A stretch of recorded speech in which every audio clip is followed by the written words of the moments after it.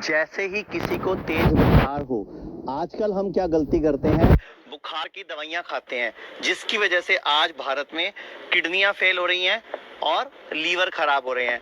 हम बात कर रहे हैं कि अगर बुखार हो जाए तो इमीडिएटली क्या करें, अगर आपका टेम्परेचर हाई आ जाए तो क्या करना है। आपने इस तरह पानी का एक टब लेना है और उस टब में इस तरह दोनों पांव डुबो देने हैं। ये आपका फर्स्ट स्टेप है। जैसे ही बुखार का पहला लक्षण आए, जैसे ही आपको बुखार का पता चले, तो इसका जो टेम्परेचर है ये 42 डिग्री रहना चाहिए। ध्यान से देख लीजिए, 42 डिग्री रहना चाहिए। जैसे ही बुखार आए, इतनी बड़ी बाल्टी में पांव डुबो के बैठ जाओ और हाथ में एक पानी का गिलास, इसका जो टेम्परेचर है ये 80 डिग्री होना चाहिए। तो ये जो बुखार है ये हमारा मित्र है। हम आज बात कर रहे हैं हीट एज मेडिसिन की। आहार ही दवा है, फीवर इज अवर फ्रेंड।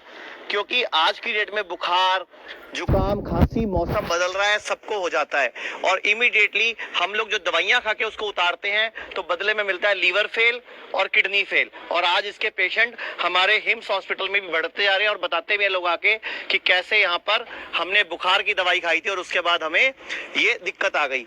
अगर हम बात करते हैं पूरे विश्व में रिसर्च पेपर की, तो ये रिसर्च पेपर कहता है let fever do its job, मतलब बुखार को अपना काम करने दो।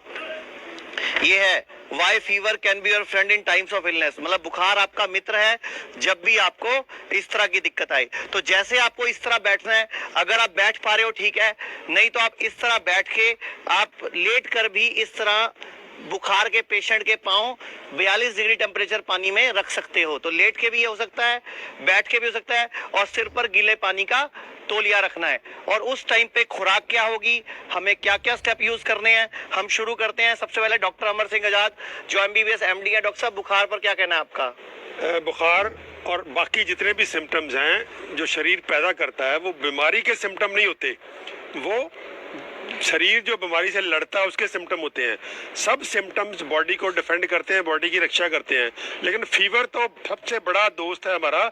जैसे हमारी AK-47 है, ये जो बीमारी को मारने के लिए हमारे पास कुदरत ने, परमात्मा ने दी है। जब भी हम बुखार उतारते हैं तो वैसे ऐसे ही है जैसे किसी फौजी की सरहद पे लड़ते हुए बंदूक छीन ली जाए, तो उसको कहा जाए कि हाथों से लड़ो। तो इसलिए बुखार को कभी भी उतारना नहीं चाहिए।